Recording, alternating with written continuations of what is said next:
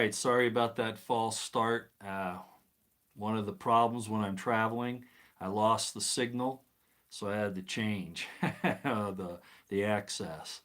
So I apologize for that, everybody, on that false start. But as soon as I started the live stream, I could see that it was going to fade very quickly. So I decided just to cut it quick right there. Hello, everyone, as you come in. It's good to see you here. Today is the 27th of May, 2021. I'm Roy Potter. Welcome. Hi, Ms. Cat. How you doing? Uh, Marie B, Jesus, Victoria Cunningham, Tom Sawyer. Welcome, all of you. And again, like I say, one of the greetings from Florida. Boy, I wish I was there right now. I wish I were there right now, would be the correct thing. Sean Guthrie, The Missing, Michigan Watch, S.M. Larson, Mr. Wrongdoing Right, Michael Hayes. Wow, okay, you're coming in fast now. Anyway, as I said, when I'm moving around, it's hard to get set up just right. I did get some decent lights though, so hopefully at least you can see what I'm doing here. I wish I were in Florida too. Actually, it's not too bad where I am right now. Love from Atlanta. Hi, Oscar. How you doing? Okay, well, with all of the things that I've been doing on the Eisenman material and the Dead Sea Scrolls, I promised that I would do just a live stream on a Q&A, and that's what this is.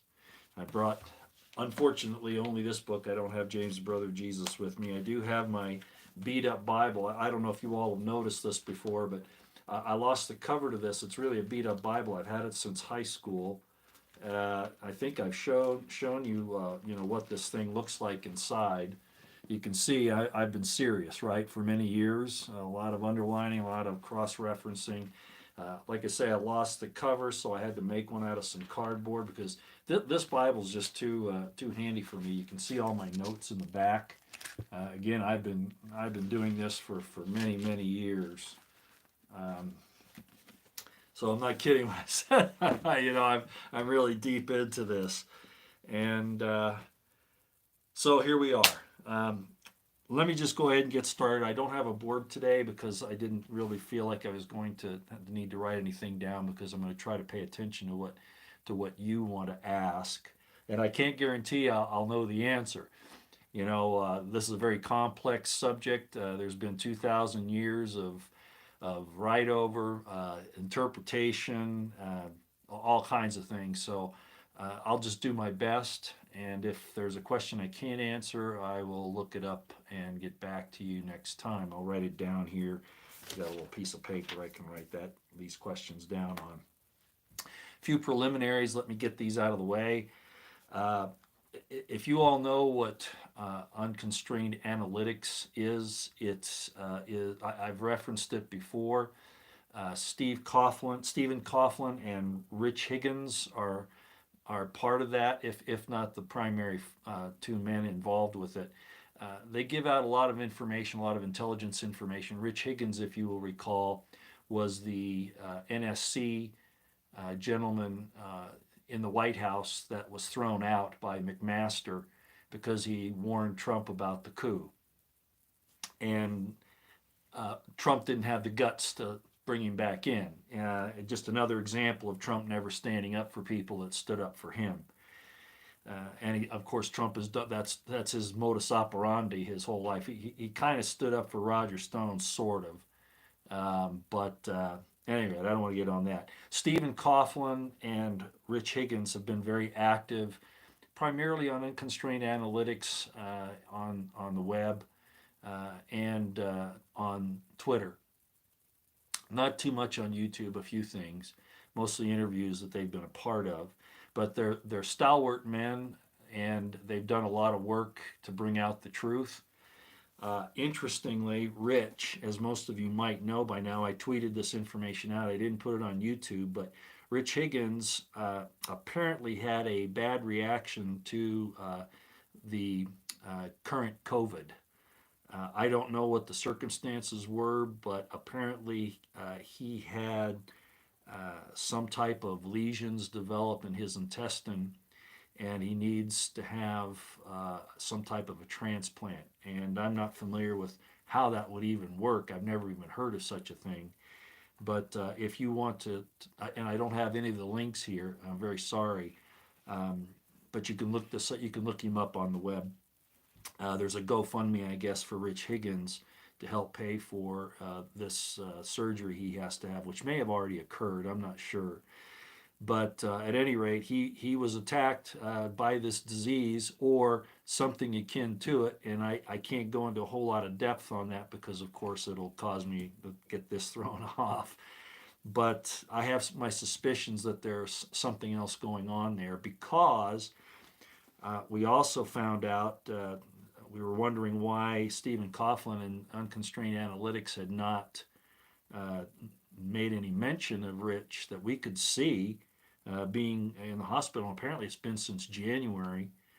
Uh, and we were wondering what would happen. Well, then we found out just yesterday or today that Stephen Coughlin came down with cancer. I don't know what kind, but he's been in chemo, I guess, for quite some time in the last few months. So, in other words, these two men, I don't want to put my tinfoil hat on here, but these two men who have very good information have been very upfront with solid information, not the really sensational type stuff that you get on things like Infowars and places like that. Uh, but very solid intelligence information, good analysis. That's why they call it unconstrained analytics. That they have their company there. But both of these men came down with these very serious problems in the last few months and have been silenced. Stephen Coughlin just came back on Twitter just the other day and has been tweeting out information that he was gone because of the chemo he was receiving. So again, I don't know what the real situation is with Rich Higgins, and I don't want to make any. I have my suspicions again, but I suspect that there was something else. They blamed everything on the COVID, right? Every sickness, so that they could get money and all that. So who knows what the real problem was? But and I hope you understand what I'm trying to say here. The point is that both these men came down sick in the last few months, seriously ill. So uh, at least on Rich's part, I don't think Stephen Coughlin has had any kind of a GoFundMe thing or anything like that, but Rich Higgins has. Please look it up, see if you can find it. If you can donate, please do that. And I should put if I can find the link, I'll put it up later. But I think you can find it just by getting it on a search engine. That's the first thing I wanted to say. I want to again thank those two men for doing everything that they've done, and I suspect will continue to do. Prayers for Rich Higgins and that he'll get through this. Okay. Next thing I wanted to talk about is if you're paying attention to Monograph, good old Monty. He's one of those premier investigators. Nothing can be hidden from him. He understands everything about the digital world. Hi Roosevelt, how you doing? Yeah, I see you got your James brother Jesus. Good for you. All right, yeah, heavy study there, heavy study. So you have both of them now, right, Roosevelt? Yeah, you've got both of them. You've got this one and James, the brother of Jesus. So good for you. It's not. They're not page burners, as you know. A lot of study. You got to have one of these handy and a Josephus if you can, and then possibly some copies of at least the 5 Dead Sea Scroll that I talk about quite a bit. Anyway, so getting back to Monty has been uncovering, and I got to veil my language here. Monty has been uncovering, exposing, I should say, all kinds of information on that there were patents very early on the sickness, on the different treatments, etc. Read between the lines here again. And he's been posting those on YouTube, on Twitter. I suspect he's going to do as a matter of fact, I saw Spiros on there. He's saying, well, I bet Monty's going to do a live stream tonight. And again, I'm coming on a little early, trying to avoid causing any problem with interfering with Monty. Monty's going to expose a lot tonight. There's no reason for our government officials not to know all this information. So they're either dumb or they're conspirators. Okay, and that's how I look at it. And I'm going to say something else about that here in just a few minutes. Uh, well, I'll just go ahead and talk about this real quick. Um, it seems like everybody's real concerned about the how can I say this? Again, I'm trying to be careful. Everybody's pointing fingers again at that country overseas, in Asia, uh, pointing out that they're at fault and they've done all this and et cetera, et cetera. And they're ignoring the fact that even though they're accusing the good Dr. F of funding some things, they're not really coming. The government people, Trump, Rand Paul, everybody that's involved, want to point fingers over there in that country in Asia and not point out that this thing actually started here and then was moved over there, not just funded over there. And what's worse is, and this is what I think is going on, they want to point a lot of fingers over there. I'm not saying that there isn't culpability in that Asian country, but what I am saying is that they're trying to point the fingers and make such a storm about that they're not talking about the problems with the GMI that are now extant and well known. You can look at all the data. I know people already who have been injured and made very sick and some others that there's been some other changes on them. Yeah, exactly, Roosevelt. Thank you for putting that up because obviously, if I say it, it's gonna this video will be for nothing. It'll be gone. If it's lucky to make it on LBRY, that'd be good. But at any rate, so all this hoop-de-doo is to take everybody's attention off the fact that there's some serious problems with this whole GMI situation. Very, very serious problems that I have to be careful not to say, as you know, but it's obvious. Why is it that everybody wants this thing? Well, obviously there are forces at work in the world that want us to be totally subservient to them. And I talked about it in my book in the Crimson Thread. I should have probably brought it in here. But if you read the introduction to my book again, matter of fact, Roosevelt, you might want to put up the link to the website here since I didn't do it. You can go see the manuscript of my book on the website. And if you don't read anything else, read the introduction that I write there because I talk about exactly what's going on now and the same types of things I use to cover up information, and especially with the situation where the governments of the world are trying to stop the awakening of liberty in the hearts and minds of men and women because that's their real destruction. These governments that are so evil is for us to start having a realization of who we really are and where we came from and where we're going. They don't want us to know that. And I'm convinced, as I said over a year ago now, when this all started, that there were going to be things done to try to cut us off from each other and cut us off from the Spirit of God. And they won't succeed in that, but it's something that they're obviously trying to do, and that goes along with the spraying and the things in the food, and of course, especially this current GMI stuff that we're looking at now because they're so. I mean, can you imagine that we have this terrible disease that's so bad that people are having to be coaxed into getting things with burgers and ice cream and lotteries and prizes and I mean this is absurd and a lot of these government officials should be arrested and locked up and of course people in the industry that's doing this and et cetera, et cetera. And you all can read between the lines here. Along with that, I saw I want to thank Gazelle, I think that's how you say her name, on Twitter. She put up that the colonel that signed off on the Wuhan Games, military games, he and his wife were killed in their front yard the other day. Well, isn't that convenient? because we're still wondering where this whole mess came from, right? So this guy apparently worked at Fort Detrick, and I hope I don't get canceled off of here for even saying these things. But he was in charge of signing off on the people that went over there. Does that mean that there was a transfer of something on somebody to a lot of other people?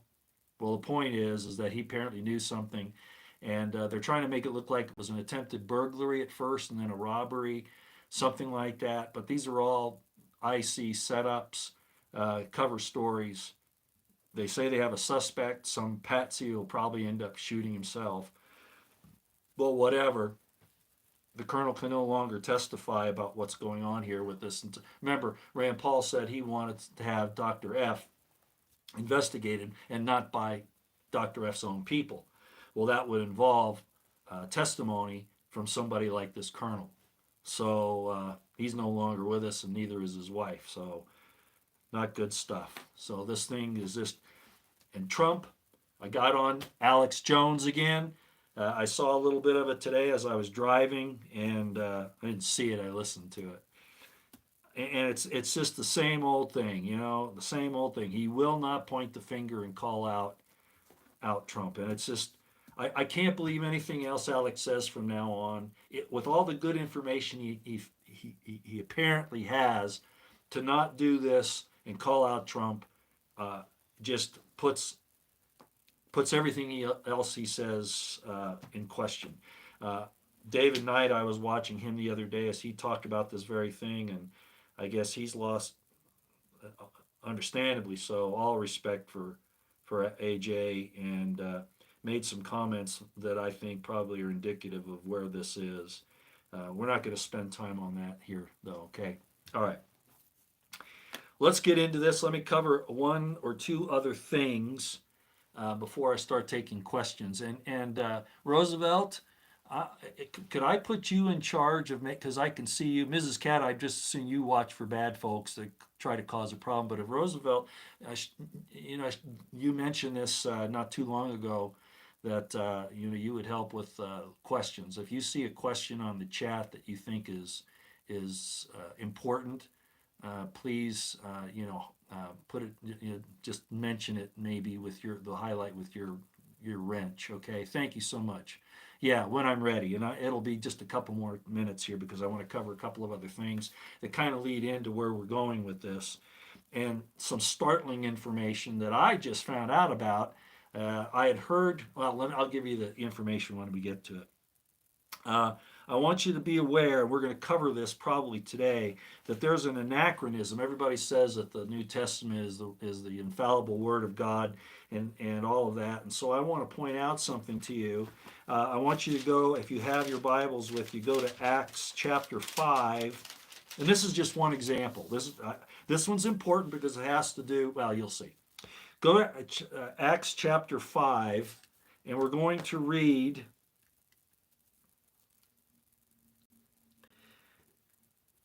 Actually, you should read the whole chapter. Luke here is quoting Paul, saying how bad the apostles are, Jesus' brothers, James, Judas, Jude, Cephas, and the others. He's always attacking them, but it's kind of veiled. So if you're not aware of what's going on, and this is all through Paul's letters, okay? It gets really bad in Galatians and Corinthians, but I want to focus in on Acts here because this is going to show you an anachronism that shows that the book of Acts was probably not written until after Josephus finished his Antiquities in the 90s. You heard me right. This information about this particular individual, the way that Josephus wrote it, somebody hastily read Josephus, misunderstanding what Josephus was saying, and then thought they were quoting or transcribing the information accurately. And the fact of the matter is that they didn't. And I'm going to show you that here right now. This is just one example. Again, this is the work of somebody claiming to be a Luke or a Paul. Something odd is going on here. So let's just get into it. But read the whole chapter. But I'm gonna home in on verses 36 to 37. Well, actually, I'll start at 35. Ye men of Israel, take heed to yourselves what ye intend to do as touching these men.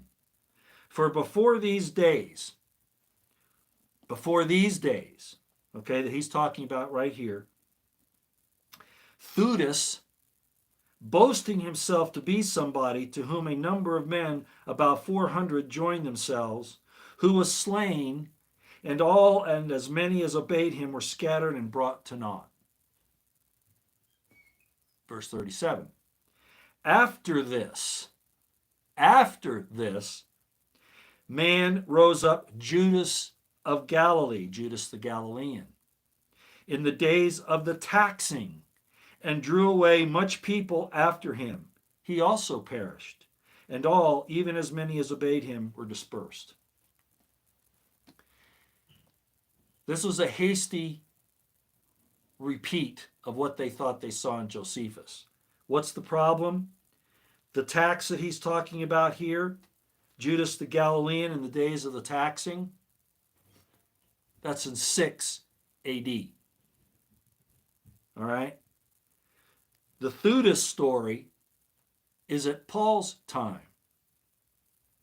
But he's saying that Judas the Galilean came after this Theudas that he's talking about in verse 36. That's a common problem in the New Testament, and it shows it's what Eisenman calls as its working method. So what does this tell us? This tells us that most likely Acts was written after Josephus wrote his Antiquities in 90 AD. And they can't even get their information right. And there are other things in here like that, very, very significantly. Let me go to pages 64 to 65 in this book and read to you what Eisenman has to say about it. 64 and 65, okay? For those of you who have it. And I'm starting at almost the top of the page, the first paragraph there. First of all, Theudas is another of those characters like James, John the Baptist, James and Simon, the two sons of Judas the Galilean, Sadok, a Pharisee, Onias the righteous, the Samaritan restorer, and others, whom for one reason or another Joseph left out of the Jewish war, but included in the Antiquities 20 years later, in the 90s. At that point, evidently feeling secure enough to mention them. Skipping on down. Helen's famine relief activities relating to the Great Famine and is itself immediately followed by his notice, this is Josephus' notice, about the crucifixion of the two sons of Judas the Galilean in 48 CE AD, which will produce a well-known anachronism in Acts 5:36 to 37 concerning both Theudas and this Judas. Nor is Acts unaware of Theudas' importance, and it is certainly not incurious that the beheading of Theudas in the mid-40s AD parallels the execution with a sword in Acts 12 by Herod the king of James, the brother of John. In other words, it's a rewrite over that. Let me skip down a little further here, and then all this will get real clear. Since Josephus loves detailing the executions of troublesome agitators of any kind, that the beheading of James, the brother of John, there was no James, the brother of John, not the way it's presented in Acts anyway, a character never alluded to in any of Paul's works either, is missing from the Antiquities is astonishing. In our view, however, it is not missing.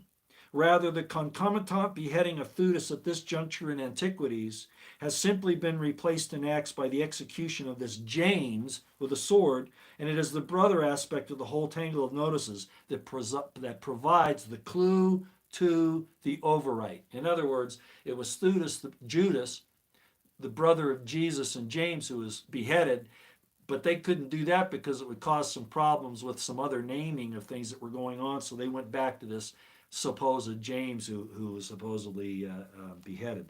Let me keep going here and you'll see some more of this. Notwithstanding these things, Acts anachronism regarding Theudas, Judas the Galilean, and the census of Cyrenius comes in a speech attributed to a certain Pharisee named Gamaliel.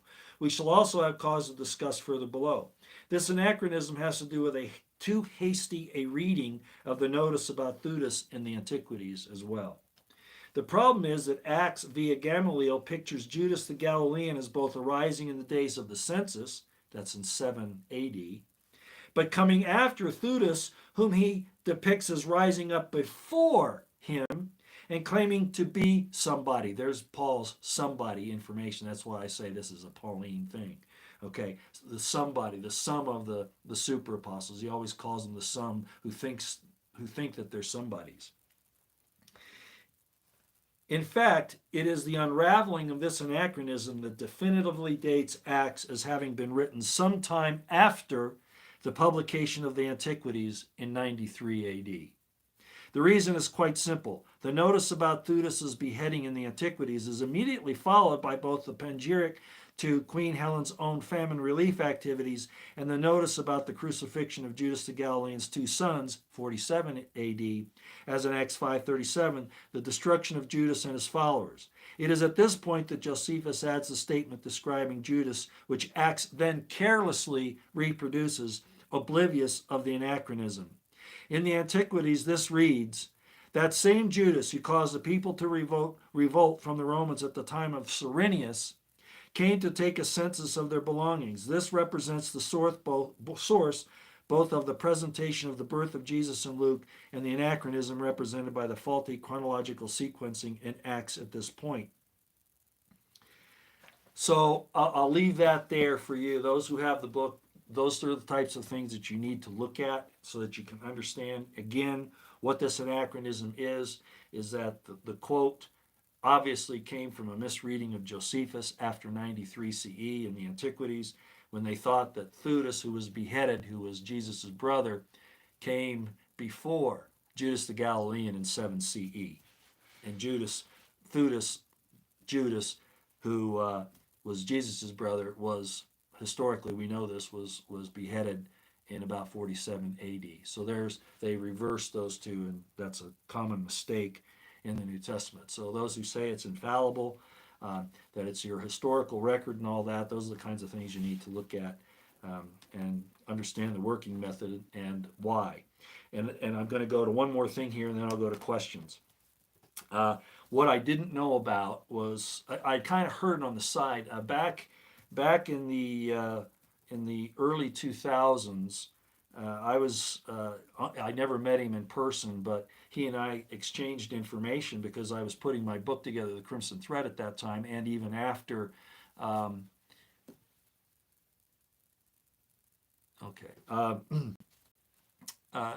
He and I discussed things in a forum on the internet. The gentleman's name is Joseph Atwill, Atwil, and he wrote a book. Yeah, he's actually written a couple of books, but one of them, the one I was familiar with at the time, is Caesar's Messiah. That sounds kind of odd, I know.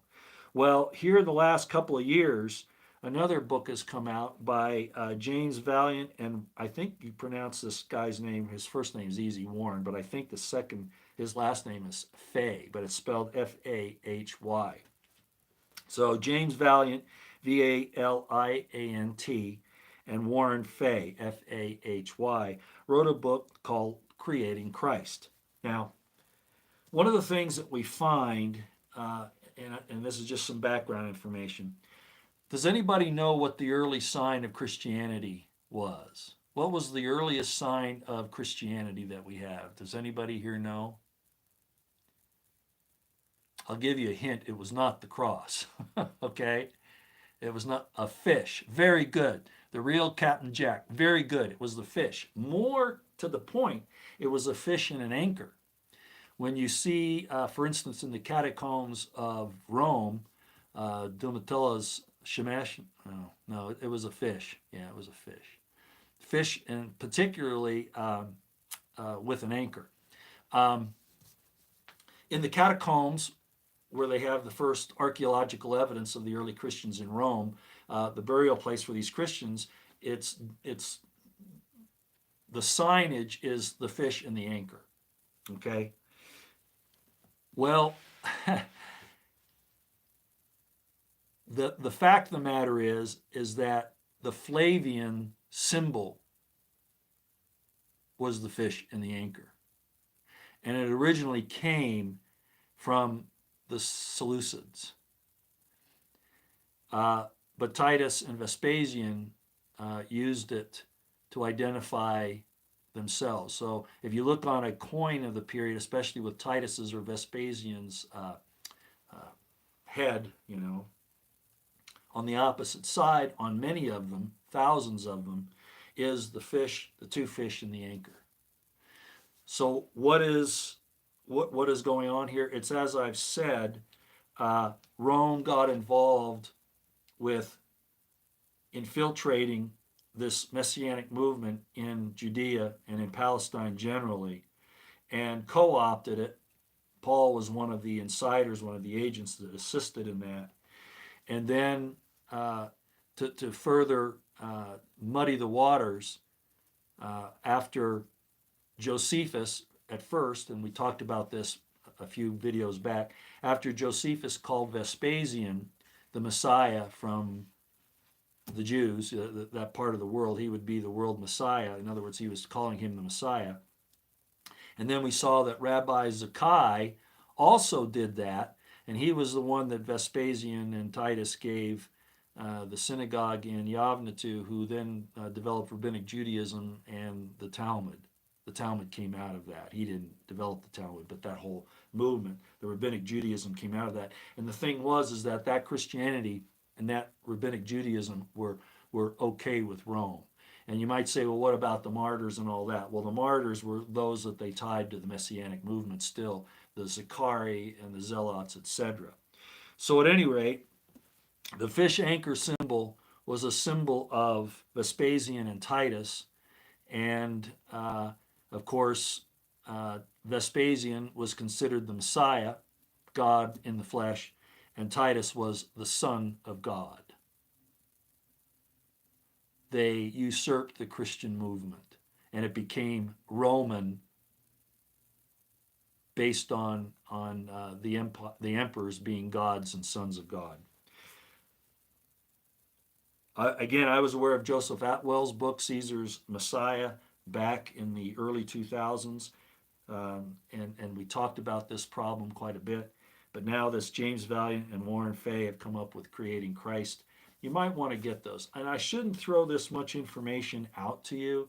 I mean, a lot of this is very difficult to absorb, especially when we have very strong feelings in our faith, in our religious ideas.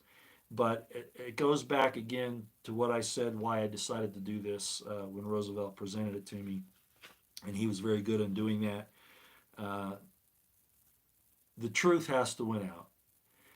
And I don't believe that any of this that I'm presenting to you negates what Jesus accomplished, and I said that in the introduction to my book. But we have to get away from Romanizing and Hellenizing Jesus and his family, because his family's been written out of the New Testament by and large, or changed in their names. A lot of that's been garbled, and Jesus himself, the things he said, were turned on their head and reversed. So that's the reason why it's important. But anyway, I'll leave that there. I guess that's enough of bringing up information that is more difficult to take. What was that? Atwell says Jesus was a legal fiction. Jesus was a legal fiction and lie, fully created by the Rome. Yeah, I don't believe that. I don't think Jesus was a total fictional.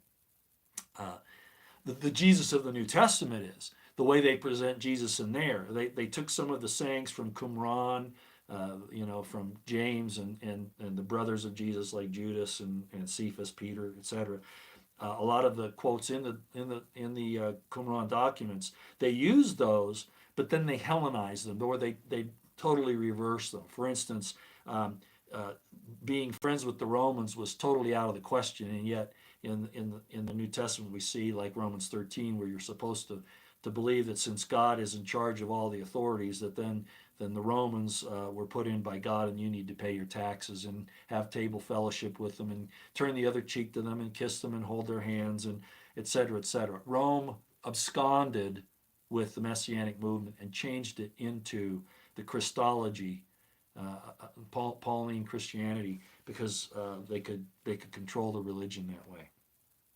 That was very common for Rome to do, and they did a hell of a job with this whole early movement of Christianity when Jesus was trying to break away from the governments of this world.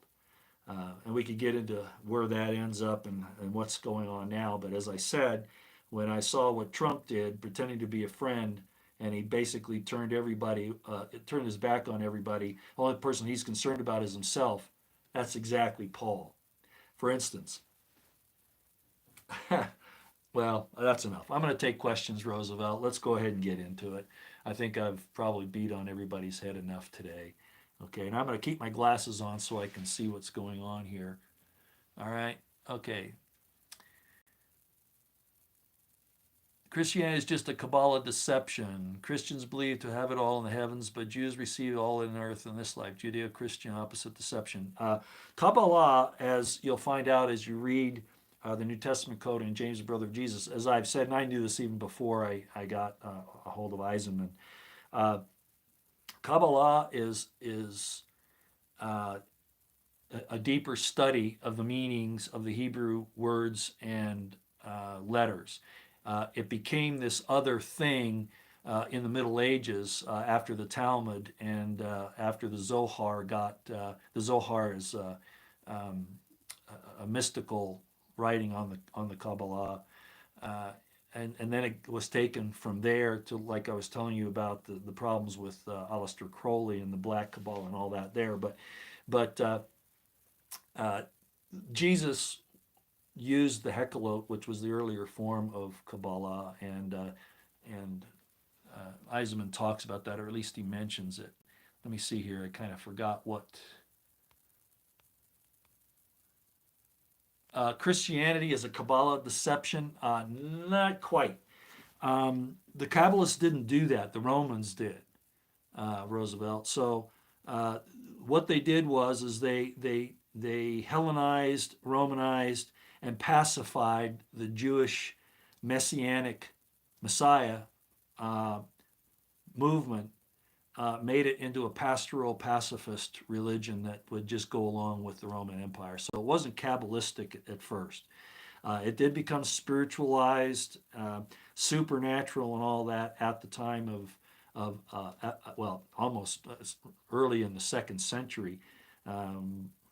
We see evidences of that with Origen, and then it goes on to Irenaeus and Epiphanius, and of course Constantine. So it wasn't really a Kabbalah spiritualization, it was a Roman mystery religion spiritualization is what it was.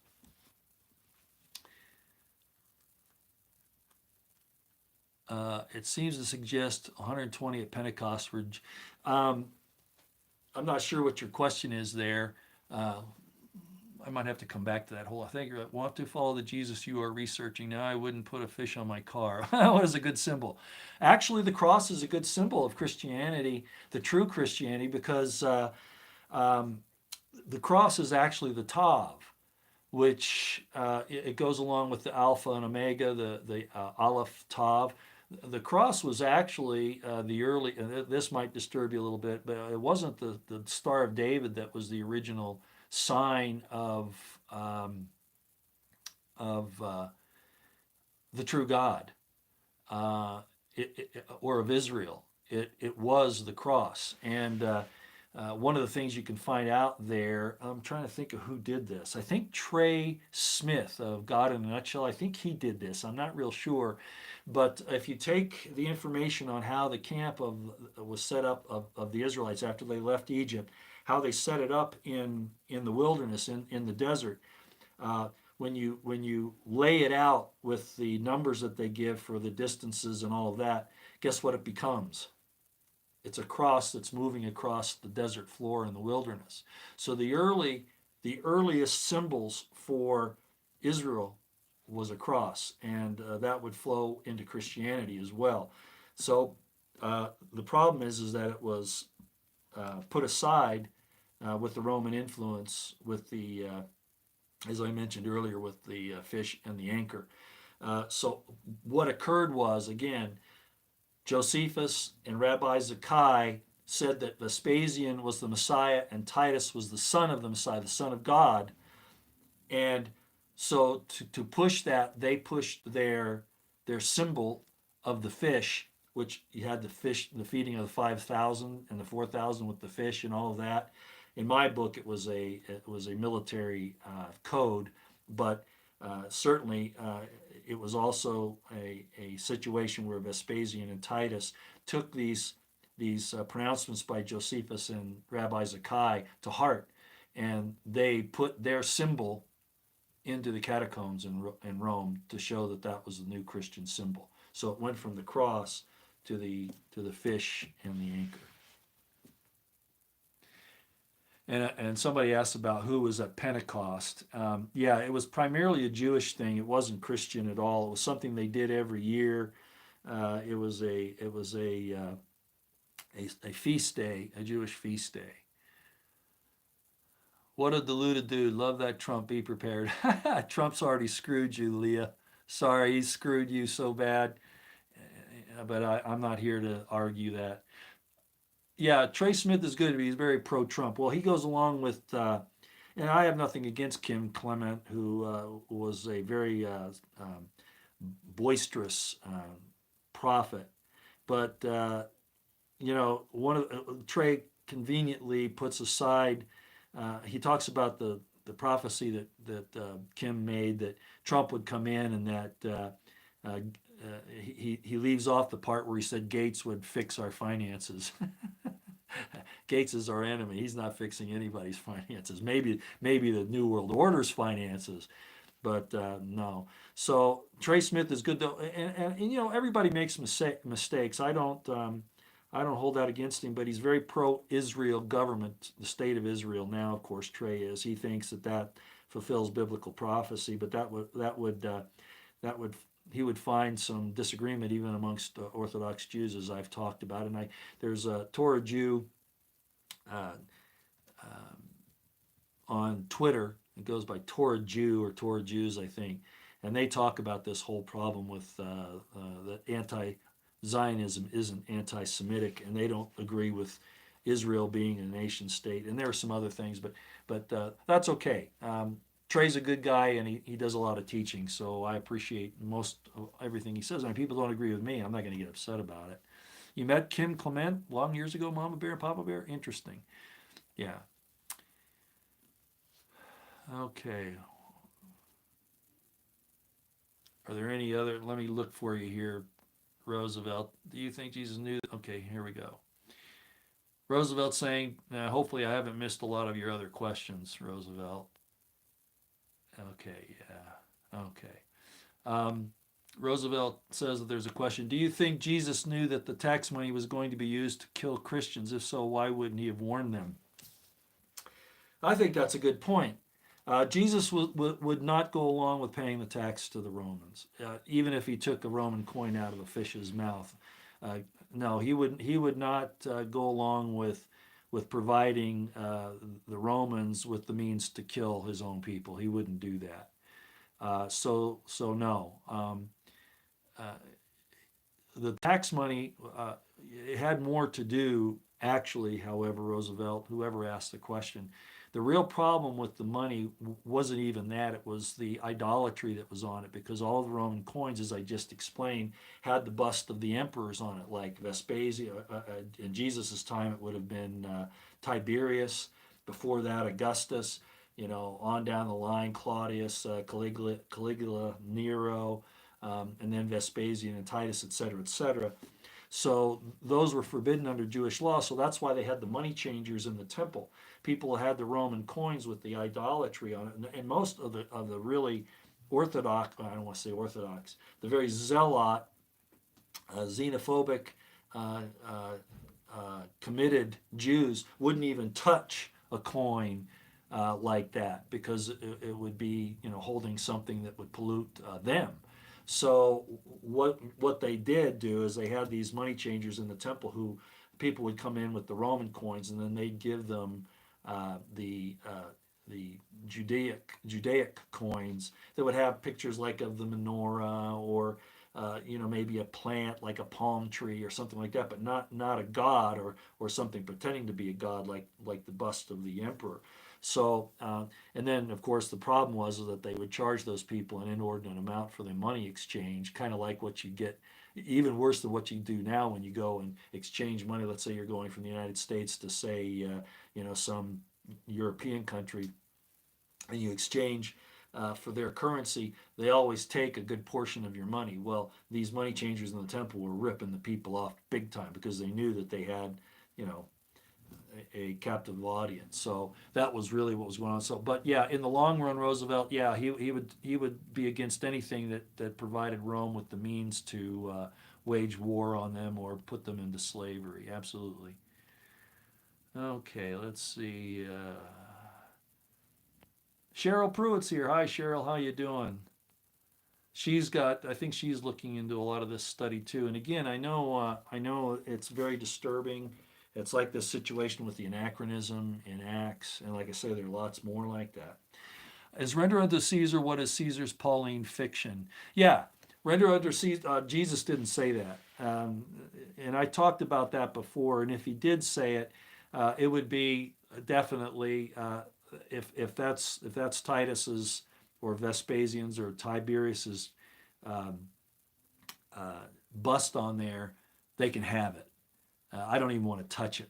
Okay, it would be under that kind of a situation. So yeah, basically, when they're saying to in Romans 13 to bow down to the Roman authority, that's a Pauline. Remember, he was placed in there to destroy the Messianic movement and to spy on them. Uh, so basically, it became support the Romans, love your neighbor, turn the other cheek, sit down and eat with them, even if you're eating uh, impure food, et cetera, et cetera. All that's okay.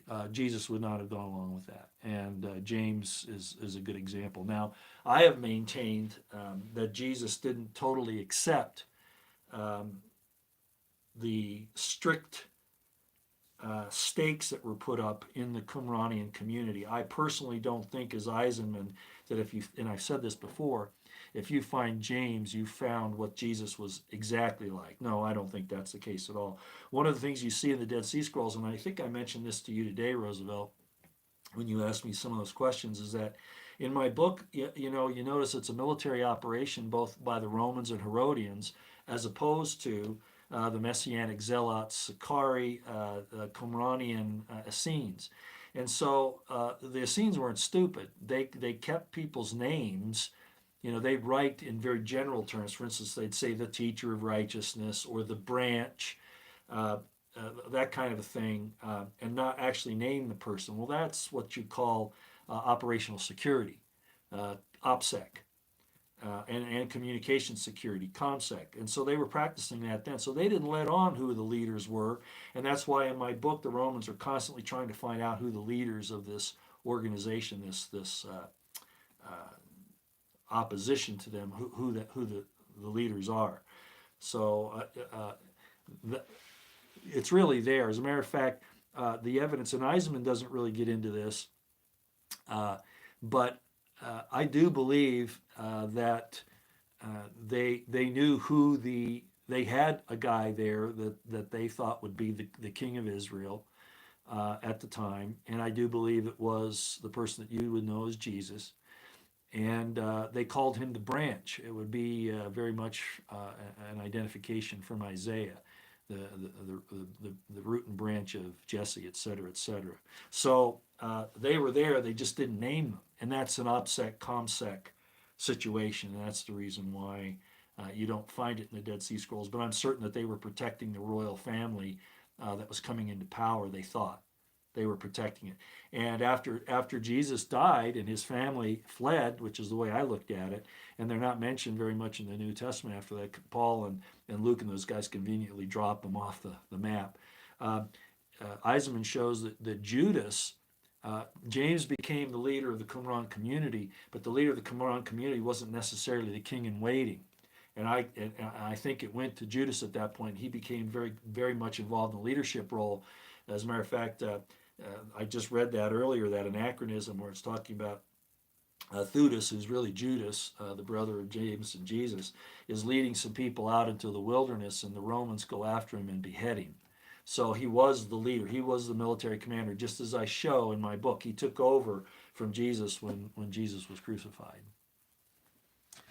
And in my book, of course, I make the point that I think that they didn't want at Qumran, they didn't want to talk about two messiahs. They were aware of them, and I mentioned those before: the Messiah ben Joseph and the Messiah ben Judah, or the son of David. They had these two messiahs.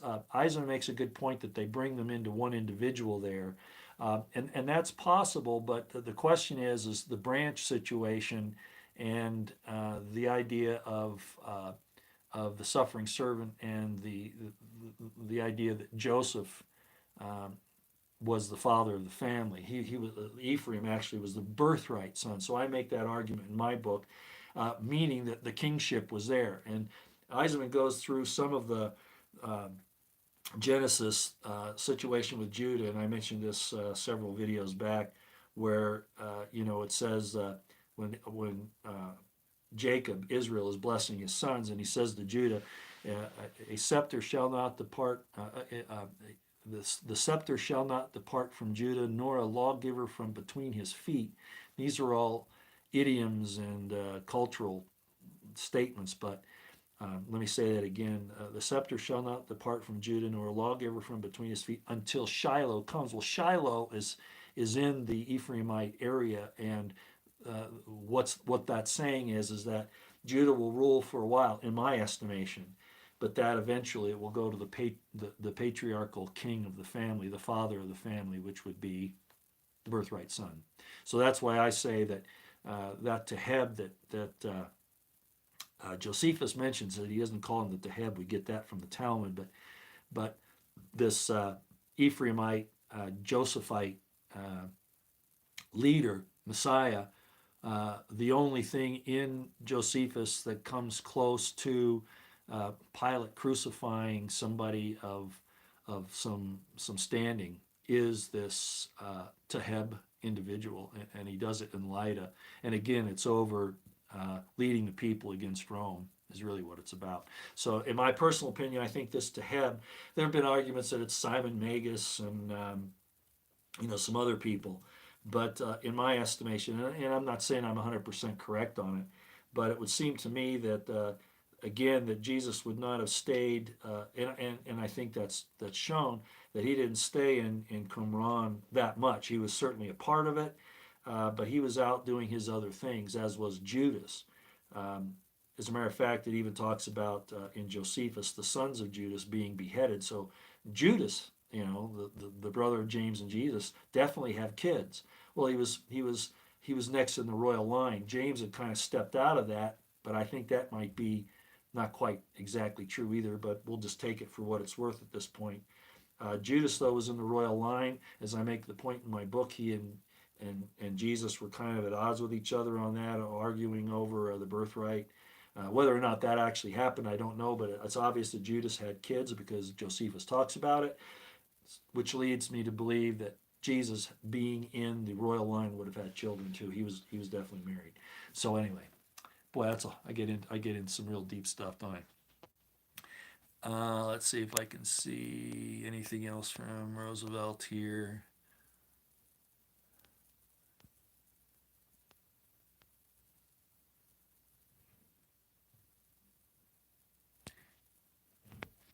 Today's take: Roman leaders saw guards reading Judeo-Christian messianic writings and hijacked the movement, put a priest in between to intercept prayers and confession. Yeah, that's kind of true. There's some other aspects of that. The Mabakar, the bishop of Jerusalem, who was James, and that's historical. He had a tight control. As a matter of fact, I was going to bring that up. Maybe I should now. You needed letters of recommendation from James if you were going to go out and preach about the Messianic movement, about the gospel. And Paul refers to those, and it's interesting, he never got one. Let's read Acts 13, since you brought that up. Let's look, those of you who have a Bible with you, go to Acts 13, and you'll see exactly what I'm talking about here. Acts 13, verses 14. Let me make sure this is right here. Acts 13. Maybe I've got the wrong one. 45.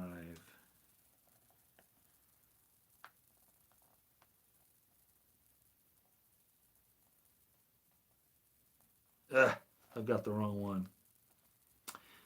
Okay, let's see if I can find it. Sorry, guys. Sometimes I write things down. I can't even read my own handwriting. Let's go to where Eisenman talks about this. I think I've got that right. Yeah, apostolic credentials.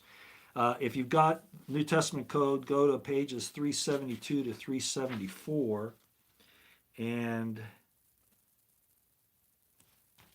I was hoping to have, let's see, yeah, somehow I got this turned around. Let's go to 2 Corinthians 3.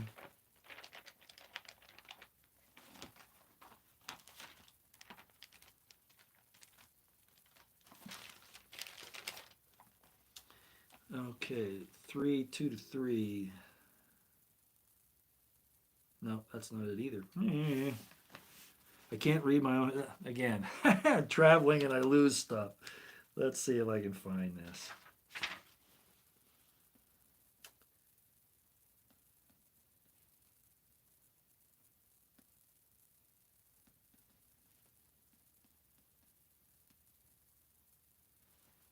Okay, maybe it is there. 2 Corinthians.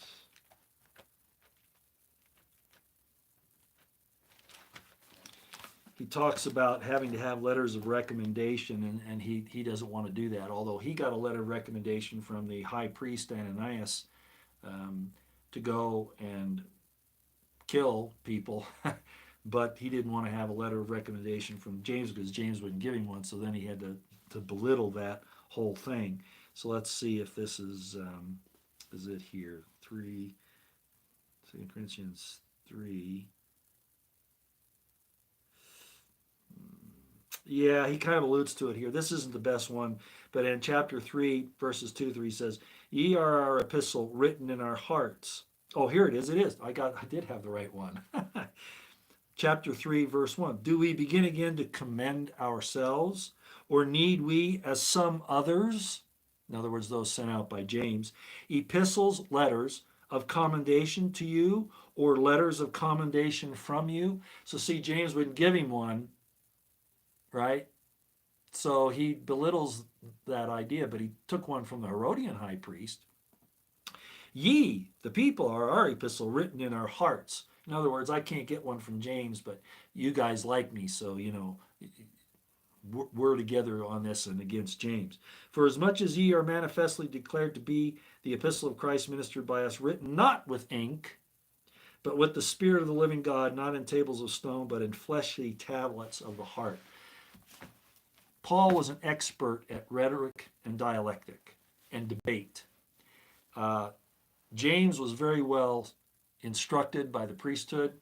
He had been to the temple in On in Egypt. He had been at Emmaus, where the priests studied and the mystics in the Echolot studied. Very intelligent. From all the indications in the Dead Sea Scrolls, he knew every language. He had studied and could converse with anybody in their native language. And I don't know about that as far as like Chinese or Japanese, that kind of thing, which may not have even existed at that time. Certainly not in this part of the world, but he certainly knew Latin, he knew Greek, he knew Hebrew, he probably knew Akkadian, Egyptian, etc., etc. So he was very well trained and very well educated, but he was not educated in the manner of rhetoric, dialectic, and debate the way that Paul was. And that's why Paul can take a thing that James teaches and turn it upside down and totally reverse it and make it look like he's right. So, and you'll see that as you start studying this more and more, okay?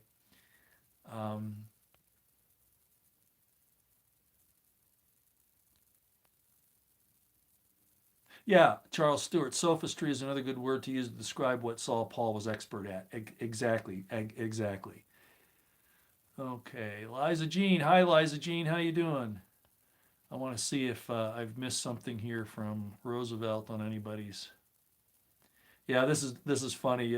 Blue Sky or not Blue Sky? Kelly Ward. Trust the plan. Yeah, obviously you know I don't do that.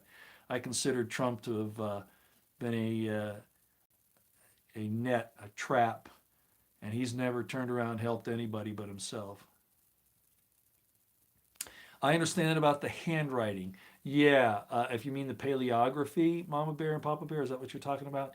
You can't use paleography as an exact dating method. It kind of puts you in the park. I think that's what you're talking about. I'm not sure. Deplorical. Satan. I guess I can say it. Satan made himself appear as Fred and impregnated Mary, conceiving the Donald. Well, I don't know if you know this or not, but Fred's middle name was Christ. Did you know that?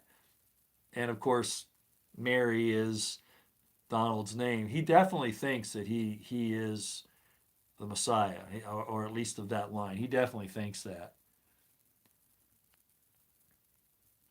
That was funny. Isaac sold his birthright to his brother Jacob. No, no, okay, yeah, you've got Isaac was the father of Jacob, and Jacob. Uh, you're thinking of Jacob's brother Esau. They were twins, and this is another example. This is Besta Iris. Um, Abraham had Isaac, and Isaac had, amongst all his other kids, he had Jacob and Esau, and they were twins. And this is where my whole thing with the twin problem comes in, and why it's a type and shadow of the situation with Jesus and Judas. Judas being Judas Didymus Thomas, which means Judas the twin, and then for emphasis, the twin. So he was a twin of somebody. Who was he a twin of? Well, it was either James or Jesus, and my point is that it's Jesus, and it's about the birthright. So Isaac has Jacob and Esau, and it's Esau who is out hunting, and he comes back, and Jacob is wanting the birthright because he knows that Esau has married these strange Canaanite, Hittite women, etc., which really takes him out of the running for the birthright. So he tricks. He doesn't trick him. He just offers him. Jacob just says, "Look, yeah, I'll fix you something to eat. But if I fix you something to eat, a bowl of porridge, give me your birthright." And Esau said, "Oh, food for my birthright? My birthright's not really worth anything." "Of course, yeah, you can have my birthright, yeah." And however they made that exchange, there was an exchange of some sort, a real physical exchange of some sort. Uh, and Esau gave up his birthright to Jacob. So that's what you're talking about. It wasn't Isaac's brother, it was Jacob and Esau. They were brothers.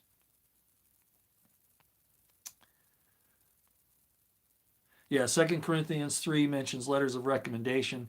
And again, Paul says that he doesn't need to have those, that the people believing him is all the recommendation he needs. So, in other words, he was at odds with James. It's another proof that he had no respect for James or the brothers of Jesus who were the true apostles that walked and talked with Jesus.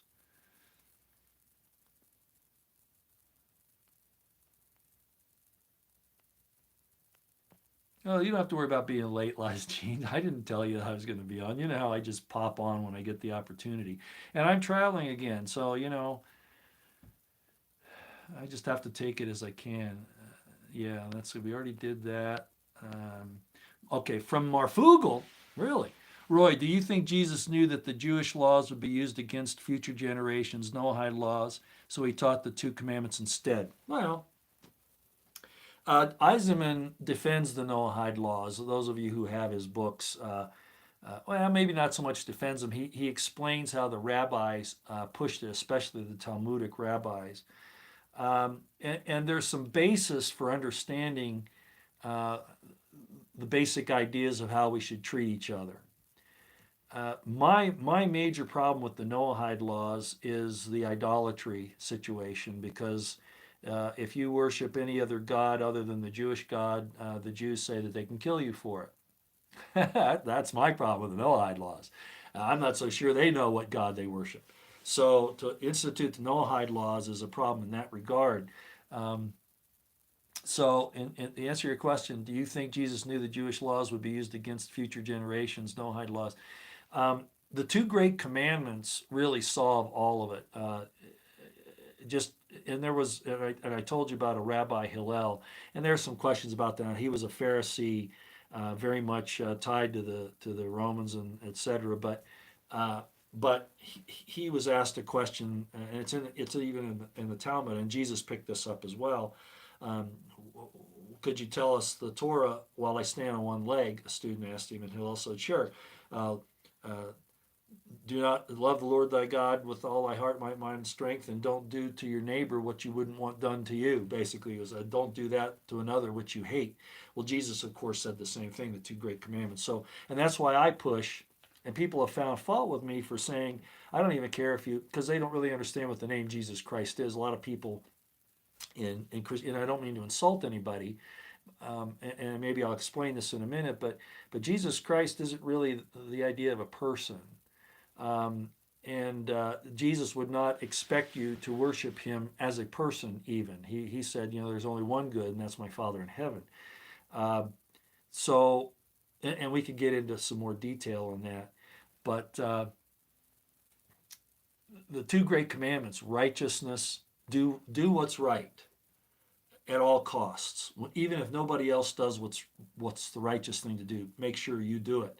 And the next thing is the piety commandments, the two: love the Lord thy God and love thy neighbor as thyself. So if you have righteousness, and when I say piety, I'm talking about loving God. I'm not talking about being, walking around with your hands praying all day, that kind of thing. Being on your knees 18 hours a day or anything like that. But love God and love your fellow man. And if you do those two things, you pretty much fulfill all the other commandments. Um, I saw the other day, and maybe I'm getting into too much detail here. Did Jesus know? Well, I think he knew that the Romans would take charge of the rabbinic Judaism. Obviously, I mean that was in the works even in his day, or shortly thereafter. So yeah, there's a and I could get into the details on again why I think Jesus was probably at odds with James and the Qumran community over a few issues, mainly their extreme interpretations and the additional laws they put into place. And in my book I explained that I think that's a problem, but uh, certainly I think that they could see that one reason why they were fighting so hard is because they knew that the Romans would corrupt everything. I mean, they had corrupted the temple, they had corrupted their royalty, they had corrupted their priesthood. It was only a matter of time before they corrupted everything else. And don't forget, the Noahide laws came into understanding after Rome took over rabbinic Judaism. You see what's going on here? So if Rome wanted you to worship the emperor, you see what the problem is?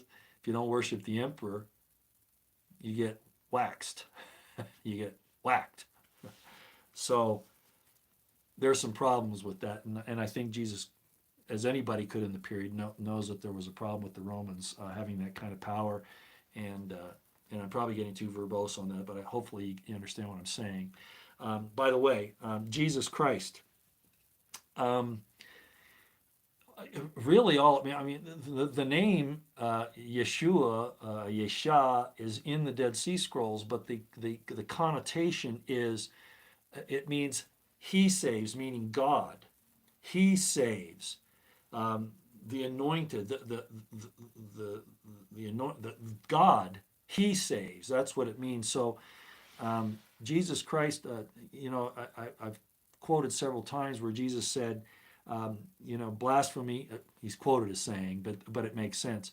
All manner of blasphemy will be forgiven unto man, even blasphemy against the Son of Man, but not blasphemy against the Holy Ghost. So, in other words, the concept of Jesus himself, Jesus Christ, the person, is not the issue that Jesus is worried about or was worried about. He is worried about you emulating God in your heart and your mind the best that you can.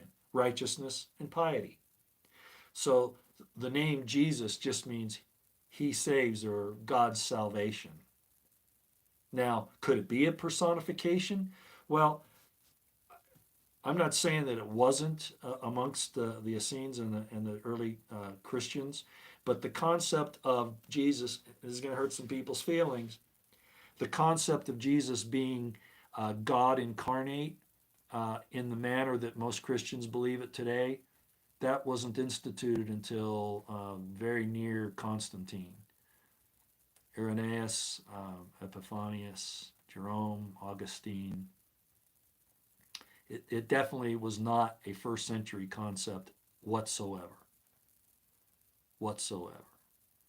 It was a development later because it matched up with the Romanized, Hellenized mystery religions of Mithras, Dionysus, Asclepius, and the whole idea, as you'll see when you read Creating Christ from James Valiant, Warren Fay, and Joseph Atwill Caesar's Messiah, it has to do with the deification of the Roman emperors. And that was just placed in, because in essence, what happened in the first century and early in the second, even after the Bar Kokhba rebellion, was that the emperors were saying, because Josephus and Zacchaeus had already said it, they're the Messiah. They are the Messiah. The emperors, the Roman emperors, were the Messiahs. So they were the Christs. Manifestly so, according to Josephus and Zacchaeus. So you had Josephus saying it, who was a friend of Paul's. Paul pushes the Christ in heaven, who's a supernatural Christ, right?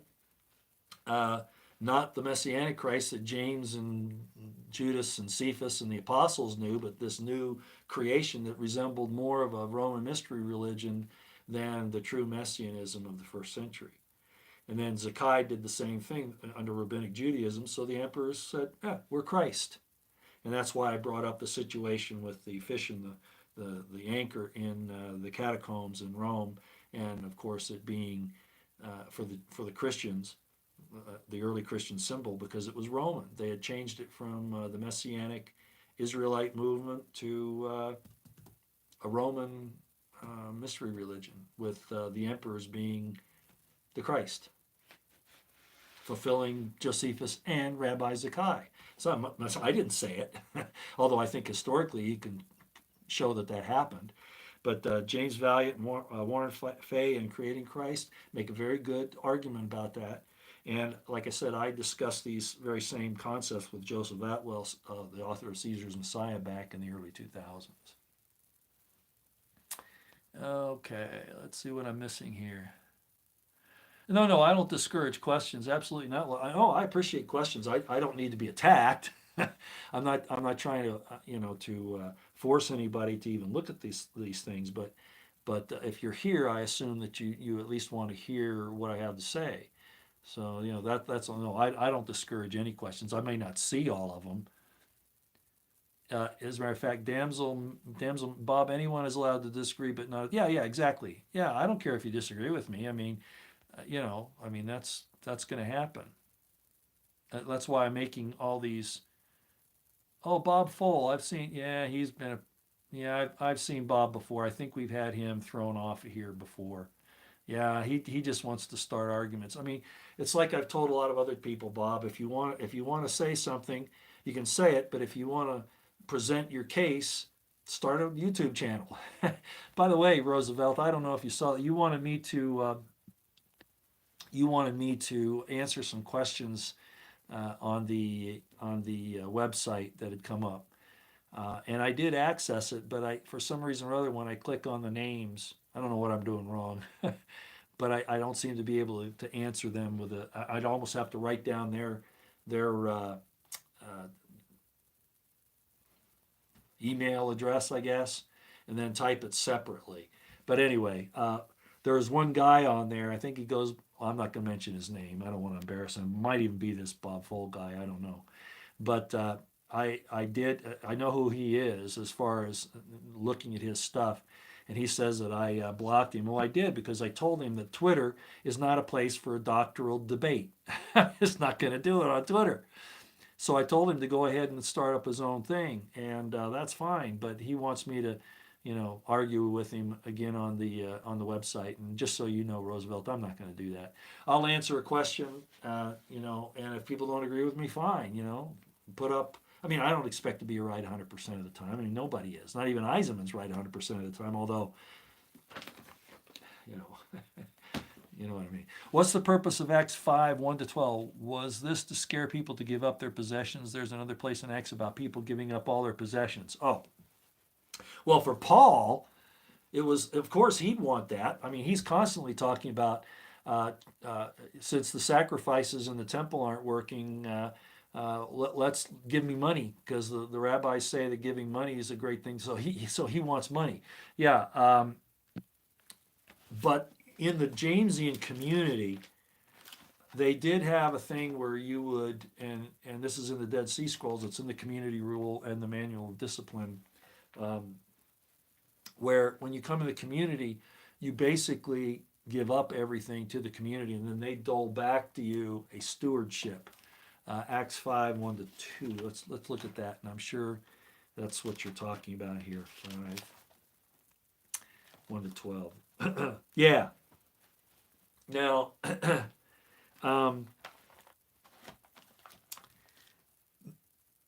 there's some problems with this story in chapter 5 of Acts.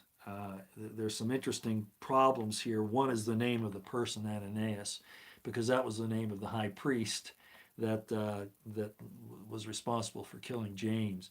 So there's some overwrites going on in chapter 5. But basically, what I would say is this. There was the concept of if you wanted to move into the Qumran community, if you wanted to do that, you would basically give up all of your worldly possessions. Jesus even told the rich man, the young man, remember he says, then sell all you have and follow me. But it went into the community coffers. So that was a principle in Qumran, and it was redistributed to some extent. An example of that, another example of that I've already talked about, is when Paul came back and was saying that he was doing everything that James wanted him to do, even though James hadn't given him a letter of recommendation. He came back and James said, "Well, okay, if you're really serious, then you say that you're really following my recommendations, my directions." And Paul says, "Oh yeah, you can kill me if I'm lying to you. No, absolutely. I follow everything you said." Well, Paul lied to save his life. So James tests him and says, "Okay, well then take yourself and these Greeks that you brought along, and you go and you pay the cost of them doing all of the purity regulations that are required for them to be amongst us."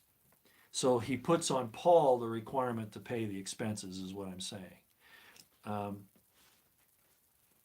Conveniently, of course, Paul gets thrown out of the temple because everybody recognizes that he's this guy that's been teaching these falsehoods out in the overseas communities. I hope that answered your question, Roosevelt. Oh yeah. Okay. Thanks, Roosevelt. Yeah. And there's no hurry on that. I am so swamped with things right now that there are only a couple on there that I would even answer that I saw, and a lot of that is answered in the process of what we're doing here. So yeah, we'll just work that out sometime in the future. Okay. Yeah, the question on the Sabbath is a whole nother thing altogether, and that really gets people's ire up. The Sabbath was never changed. I'm sorry.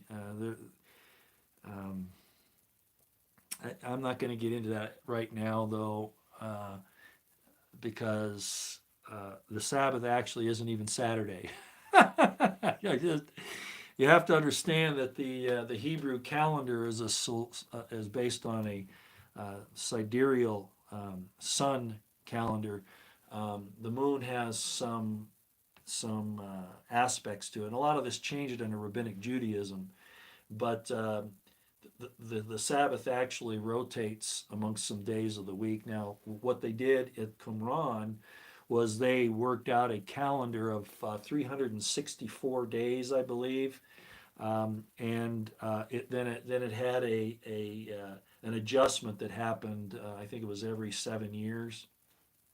But the 364-day calendar was so that the Sabbath would fall on the same day all the time, or the festivals would fall on the same day all the time. But that all changed um, from the system before was a kind of rotate around because of the sun. But that they tried to change that at Qumran. But at any rate, it was still the seventh day that was the Sabbath, not the first day of the week.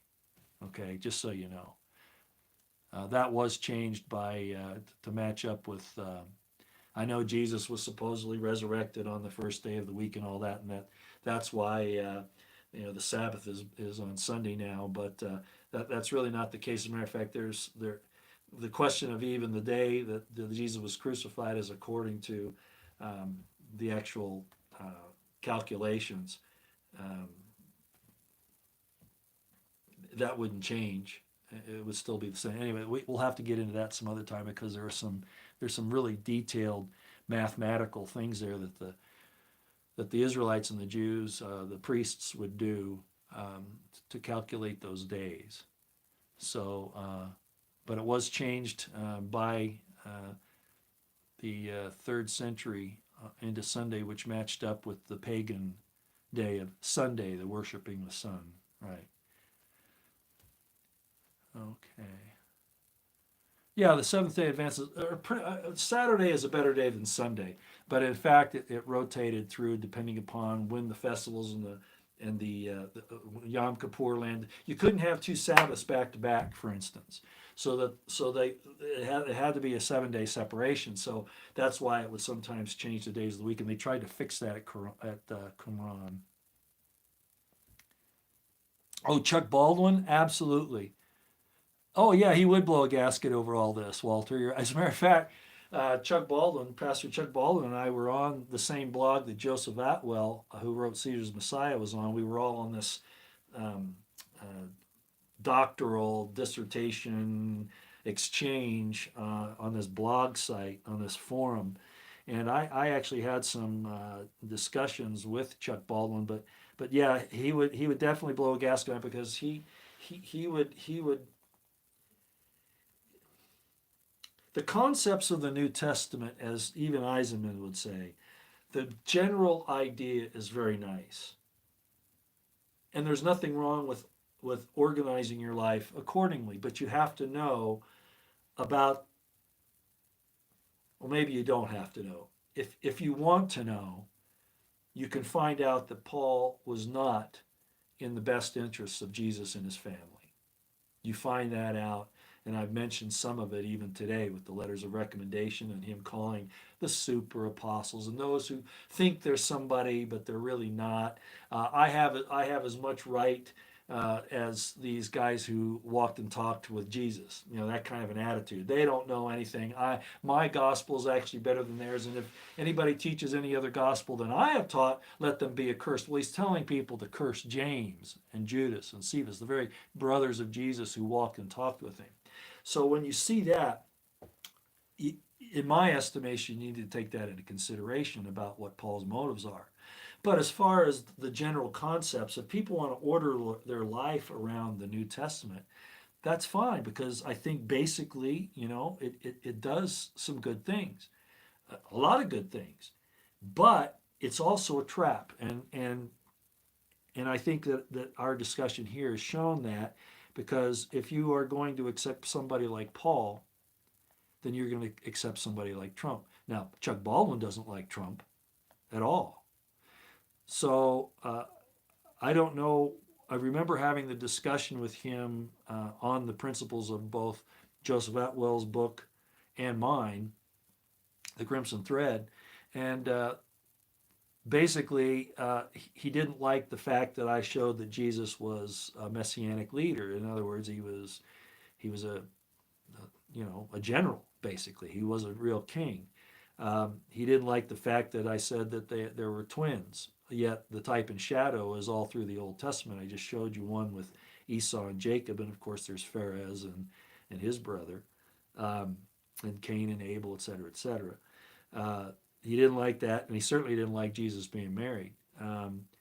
But other than that, I have, and I've always had respect for Pastor Chuck Baldwin. As a matter of fact, if you followed me for any length of time, you know that I've shown him a lot of respect. I have a lot of accolades to give him.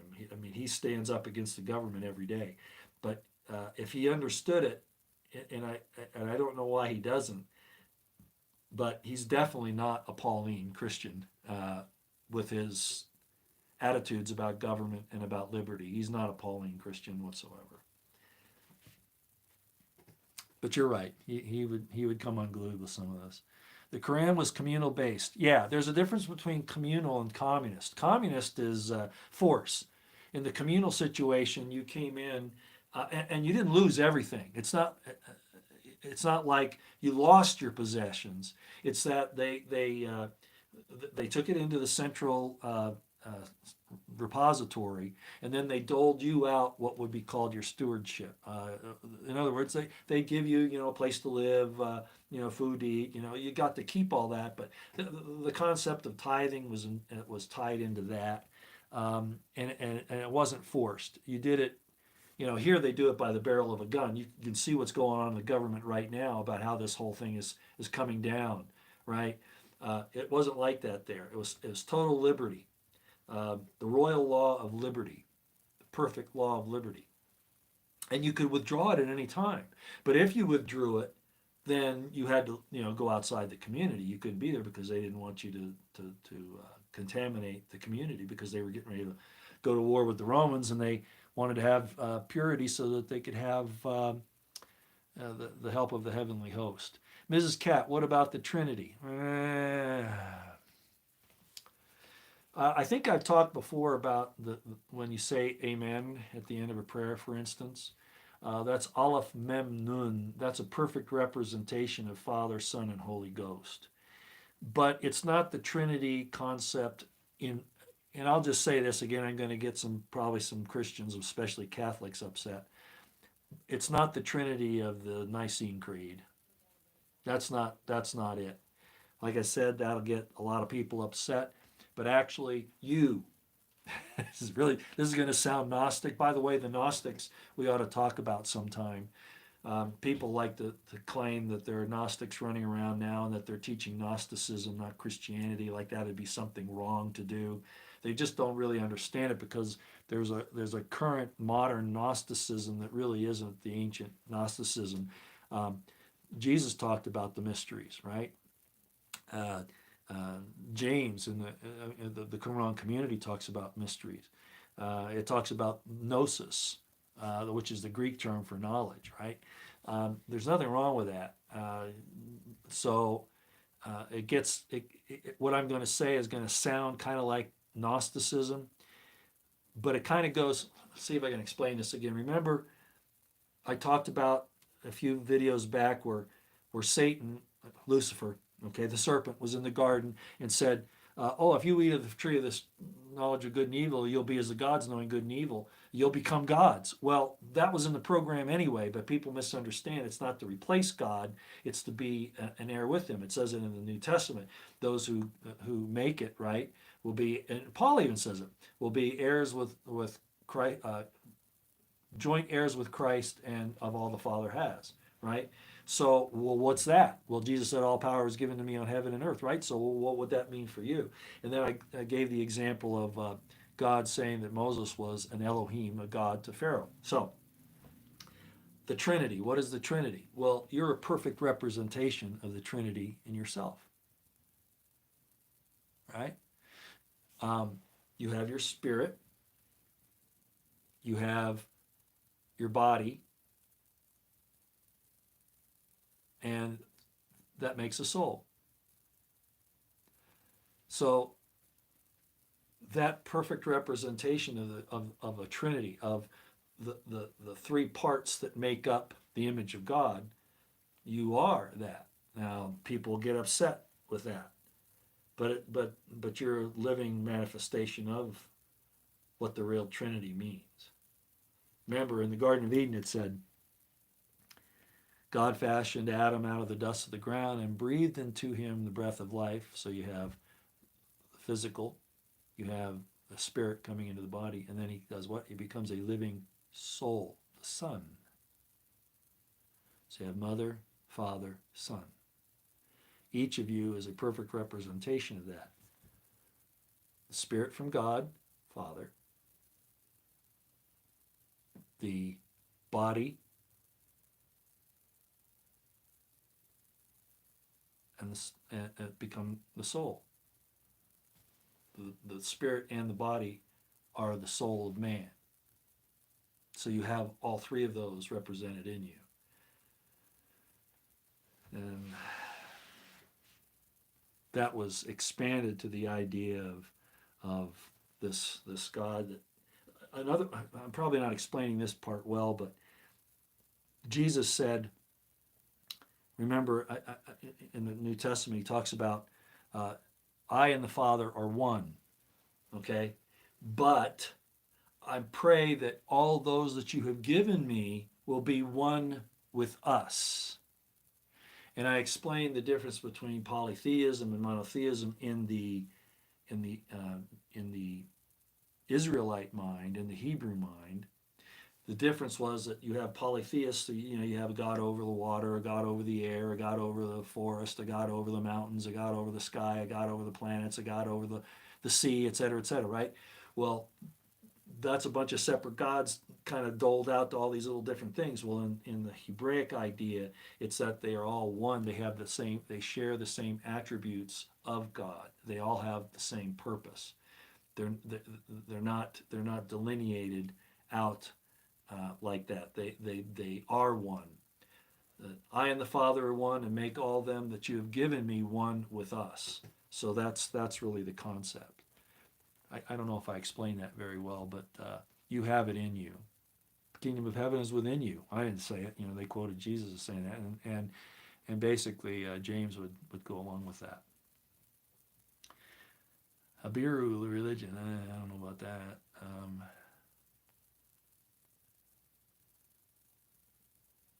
I 2 days takes says the Torah was still written by hand, supposed to be exactly like the first ever written 3,340 years ago or more. Questions of how many days Jesus was in the grave, 3 days and 3 nights, doesn't make any sense. There are some questions about that. It was supposed to be, Jonah was supposed to be a sign of it, of course, and then there were some other things. That's also Osiris, Mithras, Dionysus, and some other Greek and Roman gods. So that was probably an innovation. As a matter of fact, I mentioned sometime earlier that it looks like that a lot of the New Testament was written based on Josephus, as we've talked about earlier today. And Eisenman even goes so far as to identify a group of Romans in Rome who may have sat around because they had nothing else to do and actually writing this stuff up. That's going to shake some people up when you get into that.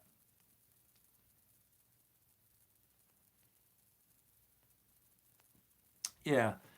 Again, Eliza Jean makes a good point. So many fight about the true Bible. And again, my point of pointing these things out is I don't want us to fall into the same trap again. I don't want us to fall for a Paul.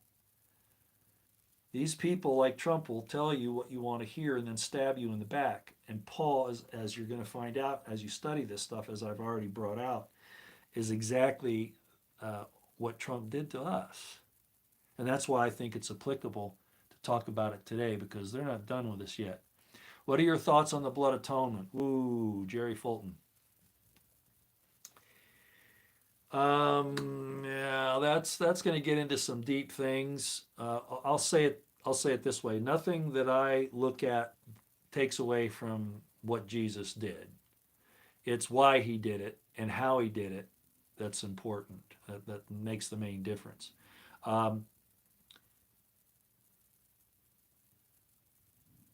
even Paul talks about the sacrifices in the temple can't really pay your sin off. Okay, you can't really put your sin off on somebody else. And the real push in the Messianic movement at Qumran and the Jamesian community was that you needed to show righteousness before you were put in the mikveh, before you were baptized, essentially. We've read Hebrews where it talked about that Jesus proved his righteousness to God prior to being called the Son of God. Okay, that's in Hebrews. I've read it several times. I won't do it here now, but I have talked about it. So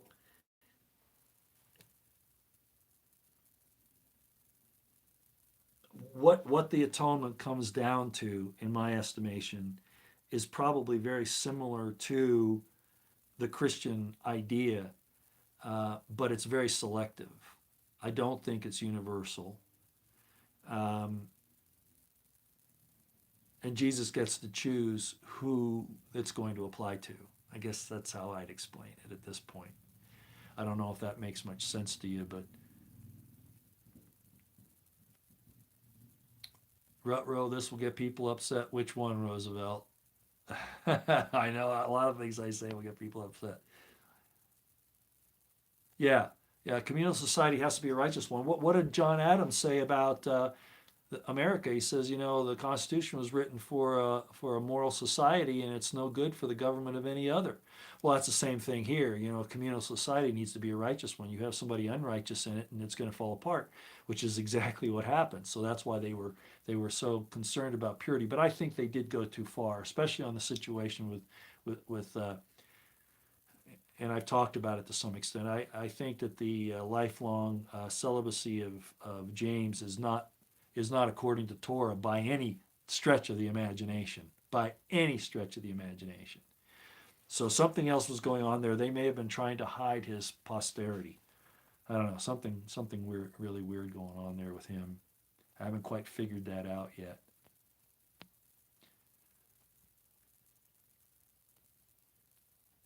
Yeah, rules about who governed. Yeah, that's why you need definitely. There was the community council, which had 12 members, and there was basically the three that were in charge over that. James and probably John and Cephas would be my guess, or Judas and Cephas, Peter. So there were the top three, and then there were 12 others. But yeah, you had to have a governing council, and those were the guys. And you couldn't go out and preach in the name of the community council unless you had a letter of recommendation from James, which proved that you were part of the group. And we do that even today.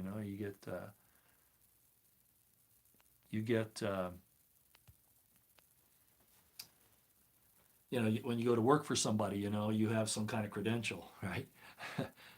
Yeah. Father, Son, and Holy Spirit is the Godhead. And the kingdom of heaven is within you, J.I. So what do you do with that? And I kind of explained that a few minutes ago. God formed man in his image, made him out of the dust of the ground, breathed into him the breath of life, and man became a living soul.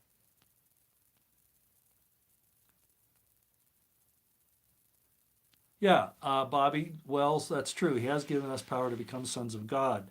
And it's like I said here a few minutes ago, Jesus, God said, "This day have I begotten you." Remember? And I've read that before. He's now a son of God because this day I have begotten you. He'd gone through all these sufferings. It's in Hebrews, all these sufferings. And now you've arrived, and I accept you, and this day have I begotten you. You become a son of God this day. And that was the concept in Qumran, and James would go along with that.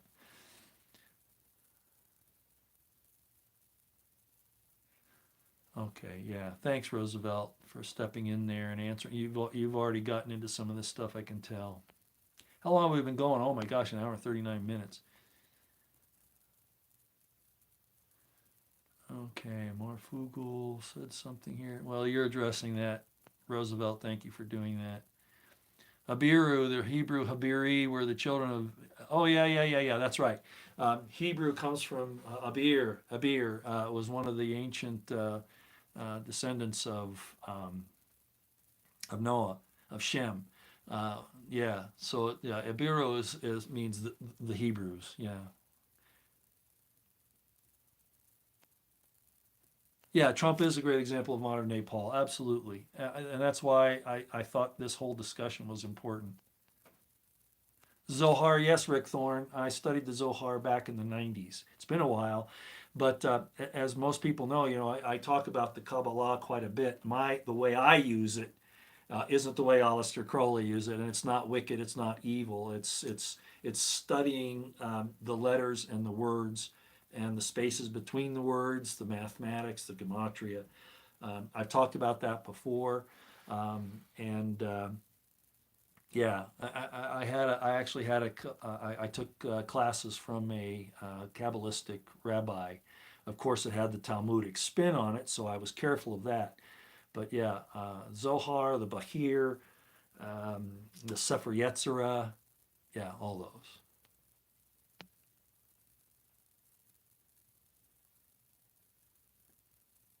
Yeah, I think Chuck Baldwin's group up there, at least I don't know what he really has, but I've listened to a lot of his sermons. I've read a lot of his um, essays, I guess you'd call them, on his blogs, and he's always right on. He's always right on. Any disagreements that he and I would have over what really happened in the first century are really minuscule as far as I'm concerned. I wouldn't even be bothered with them. And again, the only reason why I'm doing all of this is because I think you need to be aware that it's happened to us in this very thing here. If it can happen to us here, it can happen to us with somebody like Trump. Okay, which is exactly what some people are pointing out right now.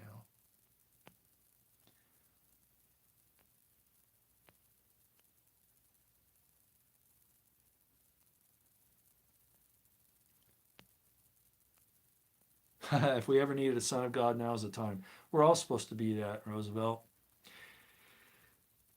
Again, we are joint heirs with Christ, and if Christ, and this was kind of a supernatural idea, but it certainly went along with the Qumranian notion of righteousness and piety, and becoming a son of God. Yeah, Adam was a son of God. I mean, it says that in the New Testament, right? It says it in John, I think. I think it's in John.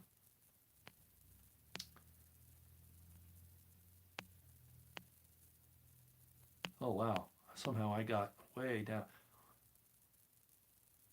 Roy, what about opening the third eye? I think it's dangerous. Um, the occultic idea of a third eye is probably not a good idea.